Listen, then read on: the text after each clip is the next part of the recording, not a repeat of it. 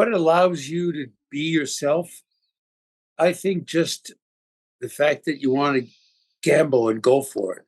And if you go for it once and it really is acceptable to you because you're your worst critic, Mm. then you do it again and again and again. And Did you ever feel conflicted especially? I mean, you were like the greatest villain of all time in Karate Kid.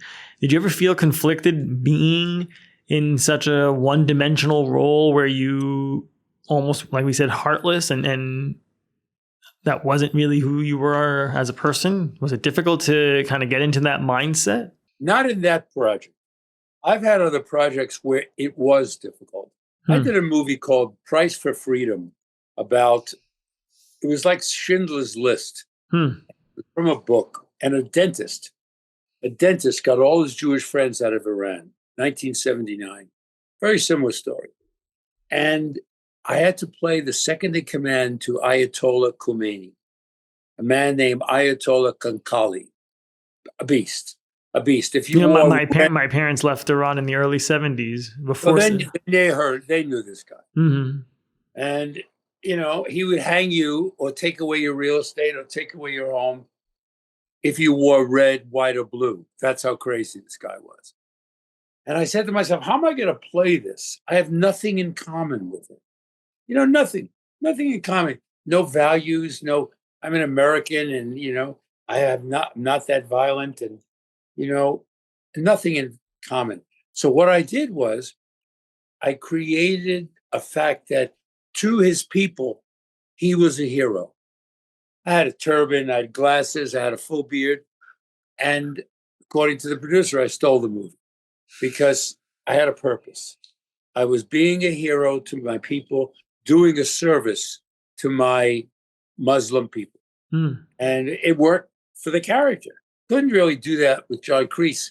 All of that venom just came up. I don't know how I didn't think, I said to my daughter and ex-wife, I said, where did that come from? All that venom in Karate Kid? Because you know me, I'm not like that. And they said, Daddy, yes, you are. Hmm. He said, he really did. He said, Daddy, you do have moments like that where you lose your temper. And I didn't lose my temper in that character very much, but the vibes and the energy was there. The short temper, the morality, violation of morality. So, as an actor, you just go into it and it's a different reason for everything. I really like crying in parts. I like being vulnerable because that's who I am.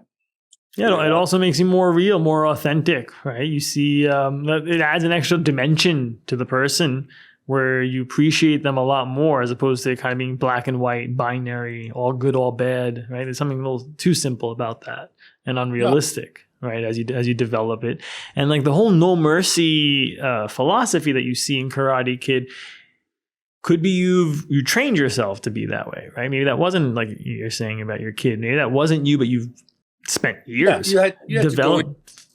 you had to Yeah, go into that space. right. No mercy, having no patience for kids. You just go in there as an actor. Get in that zone. Comfortable enough, you stay there. I had a hard time with getting rid of it. Mm. I remember my lady at the time, I would lose my patience a lot. I was short.